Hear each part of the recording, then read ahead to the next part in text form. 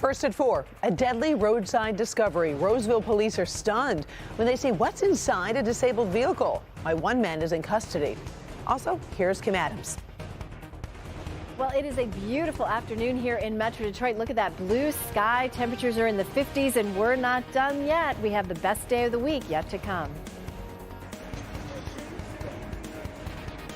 And I'm Hank Winchester, and we're not done yet here at the Somerset Collection in Troy, raising Toys for Tots. Take a look. 2 trucks almost full. The good news is you still have time to bring a toy out here to us tonight.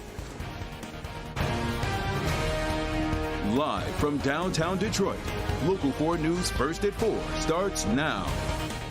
Good afternoon, everybody. I'm Karen Drew. First at 4. Could a clump of hair be a clue in the death of a local woman? That is the very latest piece of information in this case where a woman was found dead inside a car near I-94, and she wasn't alone. Roseville officers were called to the area on Gratiot for a report of a disabled vehicle. Inside, they found a 45-year-old woman from Warren with visible traumatic injuries. Investigators say a 42-year-old man from Highland Park was passed out behind the wheel. Now, we did talk to some sources on this, and they're telling us that man was covered in blood with a clump of hair in his hands. He is in custody. Still lots to uncover on this case. We'll have a live update on the investigation when you join us for Local 4 News at 5. Hit 'em where it hurts, and that appears to be working in the casino strike. We're talking about the bottom line here. The Michigan Gaming Board just released some new revenue numbers today, and it shows monthly gaming income for MGM, Motor City, and Hollywood Casino Greektown were all down. On average, those revenues fell more than 18%, and that's compared to October of last year. The workers have been on strike since October 17th, but the casinos remain open for business. Michigan Democrats are shutting down the state's legislative session today, and that's due to a shift in power and an election deadline. We have been talking about 2 Democratic state reps resigning to become local mayors. Now that leaves the state house tied 54-54 until special elections can be held. Some Republicans are criticizing Democrats for leaving key legislation undone instead of looking for bipartisan deals. But the session also must end before November 29th, so new legislation can take effect, making Michigan the 5th state to hold a presidential primary in 2024. By the way, the primary is now set for February 27th, which moves it before the critical Super Tuesday in 2024. It's gorgeous out there, another sunny fall day. Let's go live to Mount Clemens as we head into the first forecast. Meteorologist Kim Adams joins us with the latest. Were you able to go out there and enjoy some of that weather? It was really nice this afternoon, Kim. I know, it was great. I was out at Somerset Collection. We just crossed paths. We didn't see each other out there, but it was so wonderful and much warmer than it was last year for Toys for Tots. So hopefully a lot of people will head out and see Hank this evening. 52 degrees right now downtown, also at Metro, 52 in Pontiac, upper 40s in Mount Clemens and in Port Huron, and 51 in Sandusky. Temperature change. Well, it is cooler than it was yesterday. It still feels pretty mild, but it's 9 degrees cooler right now than it was just 24 hours ago in the city, also in Mount Clemens and in Port Huron. But I think why it feels a little bit warmer today is because yesterday we had those high winds, and today the winds are fairly calm. Now for the day tomorrow gets even better. It'll be breezy once again, but highs get into the upper 50s, close to 60 degrees, and that's not even the warmest day yet. We'll talk about when that is coming up in a few minutes. All right, thank you, Kim. Investigators this afternoon are trying to figure out what caused a massive crash in Ohio. It happened on Interstate 70, just east of Columbus. It involved a charter bus that was carrying students from a high school. Now, we did learn 5 vehicles were involved. At least 3 people are dead. 15 others had injuries. The high school charter was on its way to a school board conference, which was canceled after the crash. There were 57 people on board that charter bus. Right now, the identities of the victims aren't public as families are being notified this afternoon. Now to Washington, D.C. Israel's war with Hamas and anti-Semitism in the United States are taking center stage right now.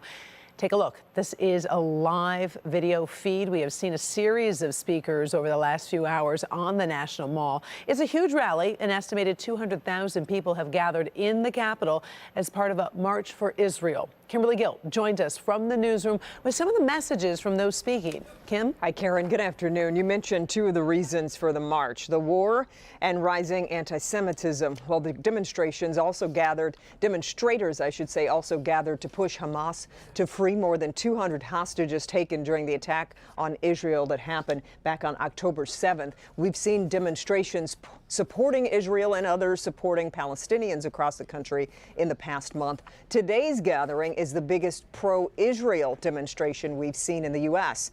Homeland Security is calling this a level 1 security event, and the National Guard is assisting D.C. police. Israel's president spoke to the rally from Israel, sending his support to victims of anti-Semitism here in the United States. I salute you, the women and men who stand up to massive hatred and pressure in the community or on campus. Just as you stand with us, we stand with you. The Jewish community stood with the civil rights movement. It stood with the civil rights movement. Walking arm in arm, facing death, going to jail, the Jewish community stood with the civil rights movement, and I cannot be silent when Jews fall under attack today. And we are monitoring events in Washington, D.C. We'll have updated information when you join us for Local 4 News at 5. Karen, back to you. Kim. Palestinian authorities are meantime calling for a ceasefire to evacuate 3 dozen newborns and other patients trapped inside Gaza's biggest hospital. The White House says it has intelligence that Hamas militants do shelter in hospitals and says patients must still be protected. Hospital staff and Hamas deny the claims. The fate of the hospitals and those inside is the newest flashpoint on the world stage as Israel tries to destroy Hamas. Israel's defense minister says Hamas has, quote, lost control of northern Gaza, but the war could still take months. Okay, so we've got some good news on inflation, but the question is it good enough? The consumer price index was up 3.2% for the 12 months ending in October. Now, that is down from 3.7% in September. Also, month-to-month prices were unchanged for the first time since June of 2022. But the Federal Reserve has said it wants to see inflation at 2%. The Fed will crunch those numbers again during its final meetings of the year in mid-December, with another decision to come on interest rates. Okay, so you're going to have to pardon the puns during this next story, but Paula Tutman tells us it is well worth chicking out. She's going to tell us about a flock of chickens that made their egg-laying debut on Detroit's east side, and then something surprising happened along the way. I think we've pretty much established that Downtown Boxing Gym does a lot. It is a place for kids to learn and grow and experience. So when the children said, hey, we'd like to try our hand at farming, the folks at DBG said, okay. So stay with me on this. It's a chick flick everyone can root for.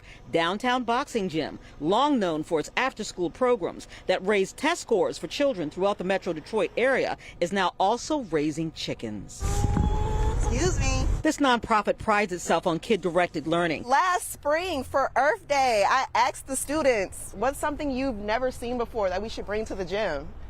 And they said, let's farm. And of course, the DBG did not do a web search. These peeps instead built a chicken coop. The kids got fertilized eggs and raised those eggs to be chicks. And then those chicks turned into chickens, but not spring chickens, fall chickens who started laying eggs. After they pick the eggs, they're cleaning the eggs, making sure any residue is gone from them. And from there, if we have any cooking classes at DBG, they use the eggs for cooking classes. Yeah. We have a closed loop food system here at DBG. We are eating our eggs. They had 7 chickens, only it turned out one of those chickens was actually a rooster. He was huge. He was humongous compared to the hens. And so now, a full circle moment. Not only are the kids harvesting eggs, learning important lessons about agriculture, we have 7 days left on the clock. but they also have fertilized eggs and new baby chicks well on the way. Yes, and you see them, yep. They're moving in there. Gosh. They're getting ready to come out. At first, I didn't know where eggs come from. Now, we have little when we want to grow eggs and we want to make eggs because we run out of eggs, we come out here to check. So that is literally what you call chicken scratch. Listen, the babies are going to be here, they think around Thanksgiving or so, and they're not to be eaten. They are going to be egg layers, and the kids will get a chance to actually see the entire cycle of life, and they contributed to it. Paula Tutman, Local 4. Oh, thanks, Paula. By the way, Paula also tells us the rooster has now been relocated to another farm in need of his services. By Thanksgiving, the flock will feature 2 new chicks to raise into busy hens, or as luck might have it, maybe another new rooster. We'll see.